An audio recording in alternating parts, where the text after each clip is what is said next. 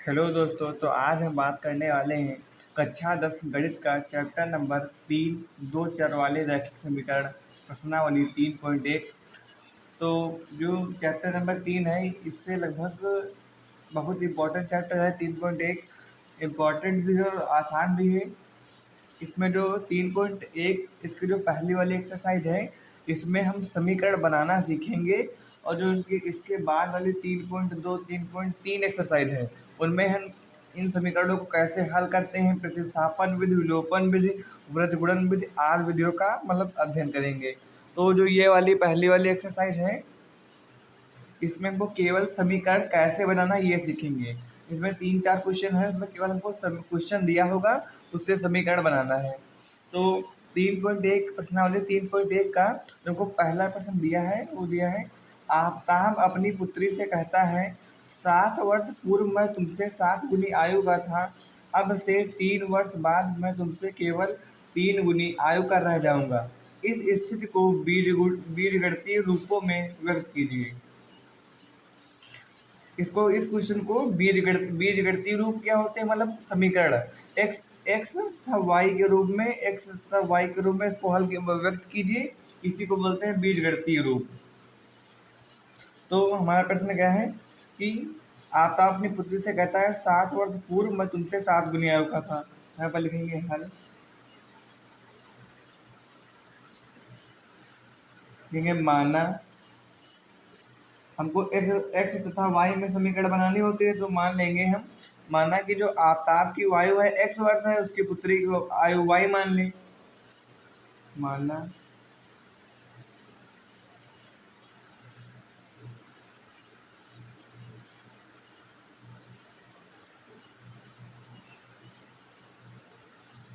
आफ्ताब की आयु एक्स वर्ष है, उसकी पुत्री की आयु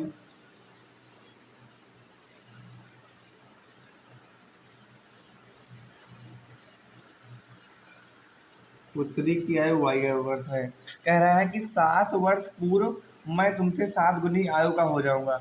आफ्ताब अपनी पुत्री से कहता है कि वह 7 वर्ष पूर्व, मतलब 7 वर्ष पूर्व मतलब पहले। जैसे कि कोई व्यक्ति अभी 15 साल का है, उससे कहा जाए कि तुम 7 वर्ष पूर्व, मतलब 15 में से अगर हम 7 घटा दें, अगर पूर्व कहेगा तो हम उतने साल पूर्व कहेगा उतने हम माइनस कर देंगे। तो 15 - 7 करेंगे तो वो व्यक्ति कितने 8 वर्ष का बचेगा, 8 वर्ष का। तो इसमें कहा था कि 7 वर्ष पूर्व, तो ये आफ्ताब जो है वो एक्स वर्ष का था। 7 वर्ष पहले हो जाएगा, इससे 7 घटा देंगे। जब ये 7 वर्ष कम हो जाएगा तो उसकी पुत्री भी 7 वर्ष कम हो जाएगी। अगर ये वाई वर्ष की है तो 7 वर्ष पूर्व 7 साल कम की हो जाएगी। जैसे 10 साल का था और कहा रहा 3 साल बाद, तो तीन कर देंगे, बचेगा 7 यहाँ पर। ठीक, 7 वर्ष बाद मैं तुमसे 7 गुनी आयु का था। तो जो आफ्ताब है उसकी पहले हम 7 वर्ष पूर्व करें, तो यहाँ पर एक्स है, एक्स से अगर हम 7 वर्ष पूर्व मतलब 7 घटा दें तो हो जाएगा x - 7। x - 7 हो गई आफ्ताब की आयु, उसकी पुत्री की आयु है y - 7। ये हमने तो कर लिया 7 वर्ष पूर्व वाली बात। अब कह रहा है मैं तुमसे 7 गुनी आयु का था। तो आफ्ताब अपनी पुत्री से कहता है कि मैं जब 7 साल पहले तुमसे 7 गुनी आयु का था, तो जो ये आफ्ताब है ये इससे 7 गुना है, ये पुत्री है आफ्ताब है। तो ये जो आफ्ताब है इससे 7 गुना है, हमने बराबर का चिन्ह लगाया है।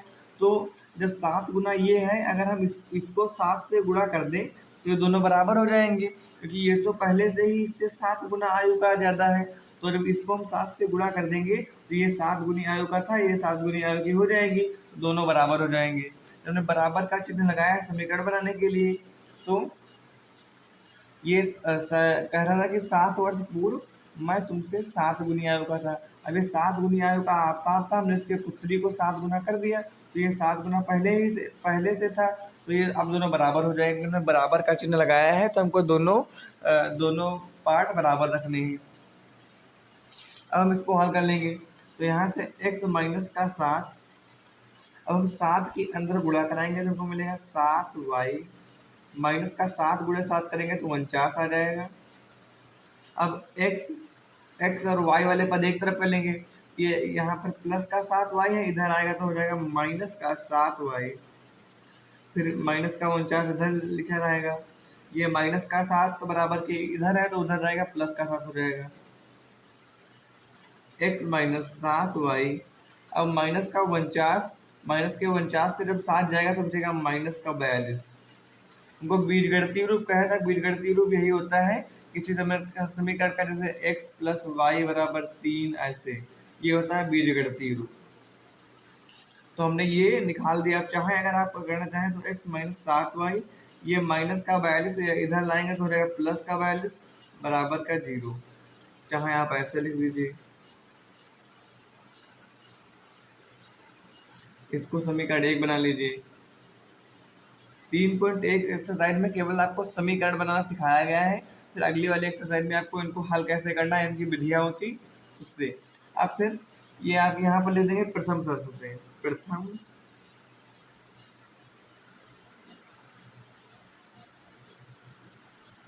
शर्त से, ये मतलब पहली शर्त थी। अब उसके बाद क्या कहता है कि अब से 3 वर्ष बाद मैं तुमसे केवल 3 गुनी आयु का रह जाऊंगा। तो लिखेंगे दूसरी शर्त से, कह रहा है अब से 3 वर्ष बाद। अब यहाँ पर था 7 वर्ष पूर्व तो हमने घटाया था, अब कह रहा है 3 वर्ष बाद।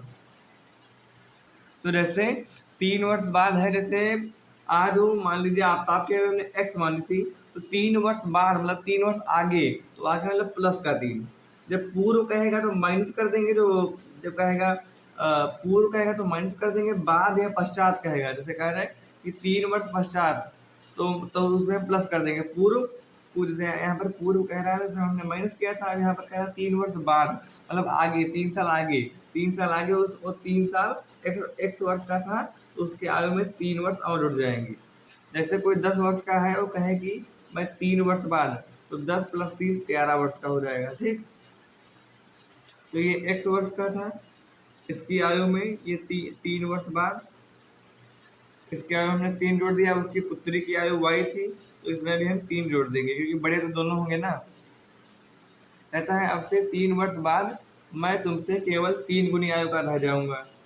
तो ये जो आफ्ताब है, कहता है 3 वर्ष बाद मैं तुमसे केवल 3 गुनी आयु का रह जाऊंगा। 3 गुनी आयु का कौन रह जाएगा? आफ्ताब। और इसकी 3 गुनी आयु की कौन रह जाएगा? आफ्ताब। तो हम अगर इसको 3 से गुणा कर दें, आफ्ताब की पुत्री को अगर हम इसको 3 से गुणा कर दें तो ये हमारे दोनों बराबर हो जाएंगे, क्योंकि आफ्ताब आफ्ताब तो पहले से उससे 3 गुनी आयु का है। आफ्ताब कह रहा है कि मैं अब से 3 वर्ष बाद मैं तुमसे केवल 3 गुनी आयु का रह जाऊंगा। 3 गुनी आयु का आफ्ताब रह जाएगा। अगर हम इससे गुणा कर दे तो हमने बराबर का चिन्ह लगाया, ये सही हो जाएगा, मतलब ये दोनों बराबर हो जाएंगे। तो x प्लस का 3y हो जाएगा, प्लस का 9। x प्लस एक्स, ये प्लस का 3y इधर आएगा, माइनस का 3y हो जाएगा। 9, ये प्लस का 3 इधर आएगा, माइनस का हो जाएगा। तो x माइनस का 3y बराबर का 6। x माइनस का 3y, अब चाहे तो इधर हम इसको लिख सकते हैं माइनस का 6 बराबर 0। चाहे हम इसको ऐसे ही मतलब ऐसे लिख लें, चाहे ऐसे लिख लें। समीकरण 2, केवल हमको बीजगणितीय रूप दिखाना था, तो बीजगणितीय रूप यही होते हैं। ये तो हमारे 2 समीकरण बन गए, यही आपका आंसर हो जाएगा। बस केवल अगर आपको ये समीकरण इनको इनको सही से देखना है। अगर पूर्व कहे तो घटा देंगे, और बाद कहे तो उसमें हम जोड़ देंगे। ठीक, तो क्वेश्चन नंबर 1 हमारा हो गया। क्वेश्चन नंबर 2 देखेंगे। क्वेश्चन नंबर 2 दिया है, क्रिकेट टीम के एक कोच ने 4900 रुपए में 3 बल्ले और 6 गेंदें खरीदी। बाद में उसने एक बल्ला तथा उसी प्रकार की 3 गेंदें 1100 रुपए में खरीदी। इस स्थिति को बीजगणितीय तथा ज्यामितीय रूपों में व्यक्त कीजिए। तो हमको मतलब कि यहाँ पर 4900 रुपए में उसने 3 गेंद खरीदे हैं, 3 बल्ले खरीदे हैं, 6 गेंदें खरीदी हैं। तो हमको क्या करेंगे कि हम मान लेंगे, लिखेंगे हल। माना एक बल्ले का मूल्य, क्योंकि हमको ये पता है कि टोटल 4900 का है, लेकिन हमको ये नहीं पता कि गेंद कितने की है और बैट कितने का है। तो ले लेंगे माना एक बल्ले का मूल्य,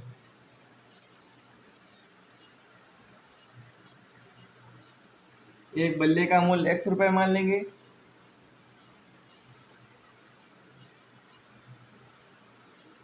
एक गेंद का मूल्य y रुपए। अब यहाँ पर कह रहा है तीन बल्ले हैं, हमने एक एक बल्ले का मूल्य x रुपया है, तीन बल्ले का मूल्य कितना होगा, 3 × x मतलब 3x हो जाएगा। जैसे एक चीज 5 रुपए की है तो तीन चीजें कितने रुपए की होंगी, 5 × 15 रुपए की होंगी। वैसे ही एक बल्ले का मूल्य x रुपए है, यहाँ पर तीन बल्ले हैं तो 3x रुपए के हो जाएंगे। तो लिखेंगे प्रथम शर्त से,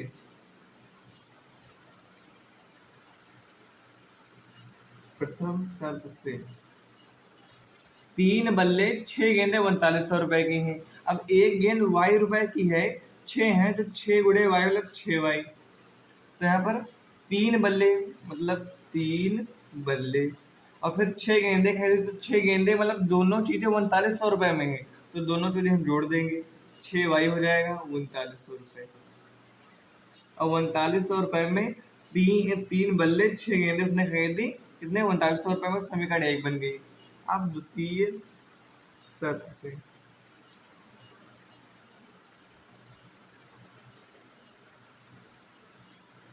फिर कह रहा है बाद में उसने एक और बल्ला मतलब एक और बल्ला, पहले पहले तीन खरीदे थे वो 3900 रुपए में, अब इससे मतलब नहीं। अब दूसरी शर्त क्या है कि बाद में उसने एक बल्ला खरीदा और उसी प्रकार की तीन गेंद 1300 रुपए में खरीदी। एक बल्ला है तो 1 × x हो जाएगा।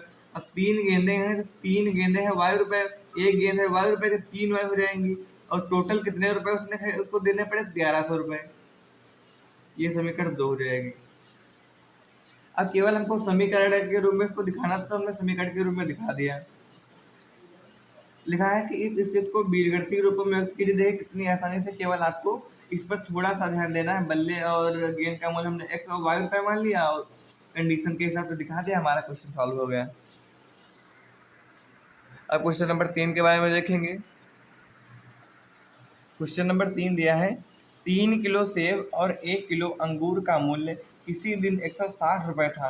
एक महीने बाद 4 किलो सेब और 2 किलो अंगूर का मूल्य 300 रुपए हो जाता है। तो उस स्थिति को बीजगणितीय तथा ज्यामितीय रूपों में व्यक्त कीजिए। तो अभी तक हमने जो दो क्वेश्चन किए थे उसमें केवल हमको बीजगणितीय रूप में समीकरण को व्यक्त करना था। अब है ज्यामितीय रूप में। अब ज्यामितीय रूप क्या होता है कि रेखाओं का ग्राफ खींचना। तो ग्राफ कैसे खींचेंगे अभी हम बता रहे हैं। तो मान लीजिए पहले दिन कभी हो गया उसने 2 किलो सेब खरीदे और 1 किलो अंगूर खरीदे, टोटल रुपए उसके 160 हुए। तो लिखेंगे, हमको ये तो पता नहीं कि सेब कितने रुपए किलो है अंगूर कितने रुपए किलो है, तो लिख लेंगे माना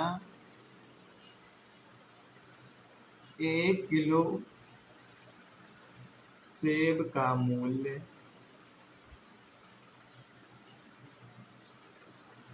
x रुपए मान लेंगे। हमको जब कुछ पता ही नहीं तो हम x y मानेंगे।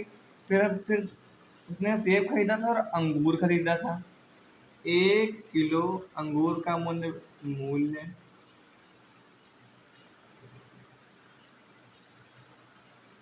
अंगूर कितने के उसके हमने मान लीजिए y रुपए के अंगूर थे। लिखेंगे प्रथम शर्त से, प्रथम शर्त से कह रहा है कि उसने 2 किलो सेब और 1 किलो अंगूर केवल मतलब मूल्य मूल्य इसी दिन 160 रुपए था। तो यहाँ पर 2 किलो सेब है, 1 किलो सेब x रुपए के हैं, 1 किलो सेब x रुपए के हैं, तो 2 किलो सेब कितने रुपए के होंगे, 2x के होंगे, सब लोग जानते हैं 2x हो जाएगा। अब 1 किलो अंगूर है तो y रुपए का 1 किलो अंगूर को तुमने y माना ही है। अब उसने जब टोटल इतना खरीद लिया तो उसको 160 रुपए देने पड़े। इसको समीकरण 1 मान लेंगे। लिखेंगे द्वितीय शर्त से, द्वितीय शर्त से फिर वो जब एक महीने बाद गया तो उसने 4 किलो सेब लिए और 2 किलो अंगूर लिए, उसने टोटल रुपए दिए 300। तो 4 किलो सेब जब 1 किलो x रुपए के हैं तो 4 किलो 4x के हो जाएंगे, 2 किलो अंगूर 2y के हो जाएंगे। टोटल रुपये उसने दिया 300। तो ये हमारा हो गया बीजगढ़ 3 रुपये। अब जैसे आप इस वाले एक्सरसाइज में केवल समीकरण बना रहे हैं, तो आपको ये एग्जैक्ट उसकी वैल्यू नहीं पता चली कि हाँ 1 किलो सेब कितने का है, 1 किलो अंगूर कितने का है। जो इसके बाद वाली प्रश्नावली है बहुत ही मतलब, अगर आपने पूरे दैनिक जीवन में अगर उदाहरण लेके करेंगे तो आपको बहुत अच्छा करने में लगेगा। तो अब इसको हमने बीजगणितीय रूप में तो हल कर दिया, हमको क्या है ज्यामितीय रूप में। अब ज्यामितीय रूप में कैसे करेंगे, लिखेंगे समीकरण 1 से।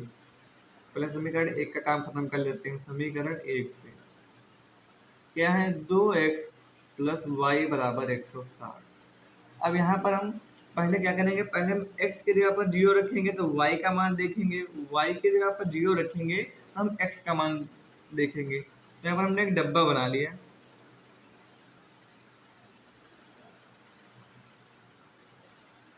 यहाँ पर x लिख दिया, वह यहाँ पर y। अगर हम x की जगह पर 0 रख दें इस समीकरण में, अगर हम x की जगह पर 0 रखें तो देखेंगे क्या होगा कि 2x है तो x की जगह पर 0 रख देंगे प्लस y बराबर 160। तो जब इसको 0 से गुणा कराएंगे तो पूरा 0 हो जाएगा, तो हमको y की वैल्यू 160 निकल के आ जाएगी। तो जब हमने x का मान 0 रखा तो हमको y का मान 160 रुपये मिला। अब इसी तरह अगर हम y का मान 0 रख दें, अगर हम y की जगह पर 0 रख दें, क्योंकि x की जगह पर रखेंगे तो y की जगह पर भी रखेंगे। तो अगर हम y का मान 0 रख दें तो y वाला खांचा नीचे है, तो यहाँ पर अगर 0 रख दें तो हमको x का मान कितना मिलेगा, तो 2x प्लस वाई की जगह पर 0 बराबर का 160, तो ये 0 हो जाएगा। तो 2x बराबर मिले हो जाएगा 160, x बराबर 160 बटे 2 मतलब 80 रुपये। तो यहाँ पर 80 मिलेगा। तो बिंदु क्या मिले, यहाँ से हम बिंदु निकालेंगे। बिंदु को ग्राफ पर दिखाने होते हैं। अब बिंदु क्या होते हैं, बिंदु होते हैं x कामा वाई, मतलब आगे x होता है पीछे y। तो x की वैल्यू पहले कितनी थी, 0 0। फिर कितनी y, जब हमने x का मान 0 रखा तो हमको y की वैल्यू क्या मिली, 160, तो उसको लिख लेंगे। फिर जब हमने x की वैल्यू 80 यहाँ पर है और y का मान हमने जब 0 रखा था तो हमको 80 वैल्यू मिली थी। अब हमने ये समीकरण एक का काम खत्म कर दिया, यहाँ से हमने बिंदु निकाल लिए। अब हम देखेंगे समीकरण 2 से। समीकरण 2 है 4x प्लस का 2y बराबर का 300। 4x प्लस का 2y बराबर का 300। अब इसके लिए भी हम एक डिब्बा बना लेंगे।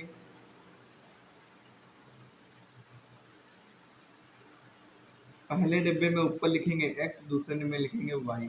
अब यहाँ पर अगर हम x की जगह पर 0 रख दें तो हमको y का मान क्या मिलेगा, तो हमारी समीकरण है 4x, x की जगह पर हम 0 रख दें प्लस का 2y बराबर का 300। तो ये पूरा जब 4 से 0 की गुणा कराएंगे तो पूरा 0 हो जाएगा। तो 2y बराबर को 300 मिलेगा। तो y बराबर आ जाएगा 300 बटे में 2, मतलब 300 को जब 2 से भाग करेंगे तो हमको 150 यानी कि 150 मिलेगा। तो जब हमने x की जगह पर 0 रखा तो हमने देखा कि y का मान हमको 150 मिल रहा है।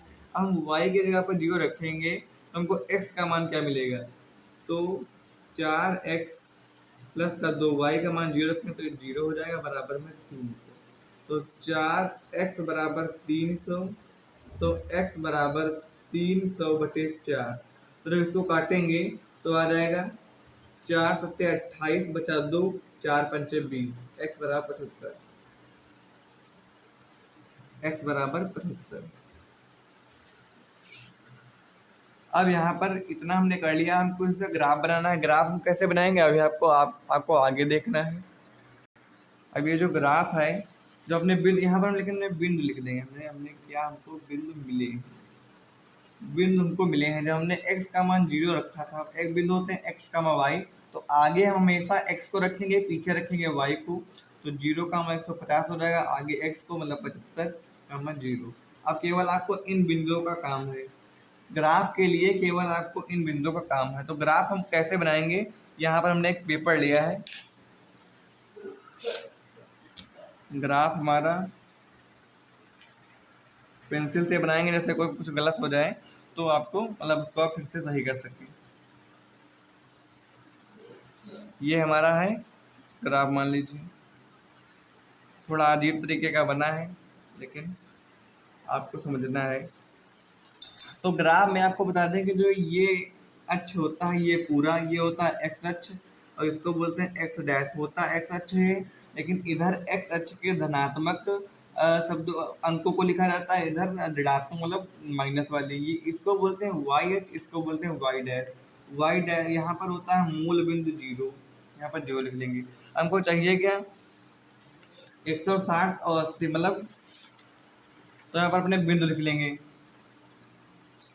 बिंदु।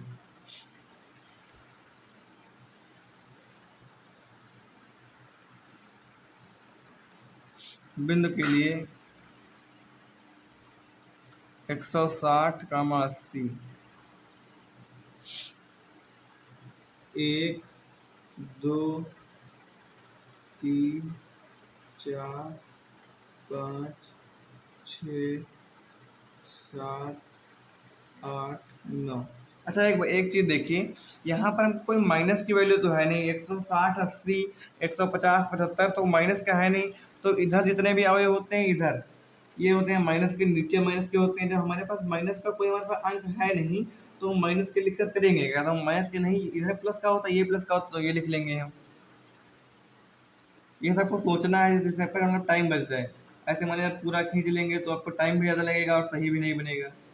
2 3 3 3 3 4 5 6 7, यहाँ पर 0।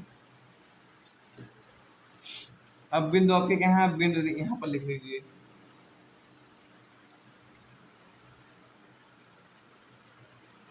बिंदु। बिंदु कितने हैं, 0 कामा 160 80 कामा 0, यहाँ पर ऊपर लिख लीजिए वरना ग्राफ में दिक्कत होगी। 0 कामा 160 80 कामा 0 और 0 कामा 150, 0 कामा 150 75 कामा 0। केवल आपको उससे बिंदु चाहिए थे, बिंदु हमने ले लिए। अब हम इसको अगर एक खांचा 20 का माने तो यहाँ पर लिख लेंगे 20 के, अगर ज़्यादा कम मानेंगे तो बहुत लंबा ग्राफ हो जाएगा। 20 40 60 80 100 120 140 160 फिर 180, ये हो जाएगा फिर 20 40 60 80 100 120 140 फिर 160 तक यहाँ गए तो ऊपर भी एक खांचा बढ़ा लेंगे, ये हो जाएगा 160। अब पहला बिंदु था हमारा 0 कामा 160, 0 कामा 160, तो मतलब कि पहला हमारा जो होता है वो होता है एक्स, दूसरा वाई। तो हमारा एक्स अच्छा ये, एक्स अच्छा ये वाला, तो पहला बिंदु हमारा एक्स अक्ष पर होता है, इसको बोलते हैं, ये हमारा है 0, तो 0 कहाँ पर, 0 है ये। फिर ऊपर हमको वाई दूसरा होता है वाई अक्ष, वाई अक्ष पर हमको वैल्यू दी है 160, हम ऊपर जाएंगे हमको यहाँ पर 160 मिलेगा, तो यहाँ पर लिख देंगे 0 कामा 160, ठीक। फिर हमको दूसरा दिया 80 कामा 0, तो पहला होता है एक्स दूसरा वाई, तो हम एक्स अक्ष पर देखेंगे हमको 80 कहाँ मिल रहा है, तो 1 2 3 4 ये रहा 80। अब 0 का 0 यहीं पर रह जाएगा, तो हम इसके सामने यहाँ पर लिख देंगे 80 कामा 0। अब हम इस रेखा को पटरी से मिला देंगे, 160 और 80 वाले को इसमें मिला दिया। फिर दूसरी है 0 कामा 150 75 कामा 0। अब मतलब पहला होता है जी एक्स, तो एक्स की जगह पर 0 है, फिर ऊपर हमको जाना 150, तो 150 हमको 140 और 150 160 के कहीं जस्ट बीचों बीच में हमको 150 कामा 0 कामा 150 मिलेगा। 0 कामा 150 लाइट चली गई, 0 कामा 150। फिर दूसरा बिंदु है यहाँ पर 75 कामा 0, मतलब एक्स अक्ष पर 75 और एक्स अक्ष पर 75 वाई अक्ष पर 0, तो 60 और 80 के जस्ट बीच में हमको मिलेगा 75 कामा 0, तो यहाँ पर लिख लेंगे 75 कामा 0। हम इसको ऐसे मिला लेंगे,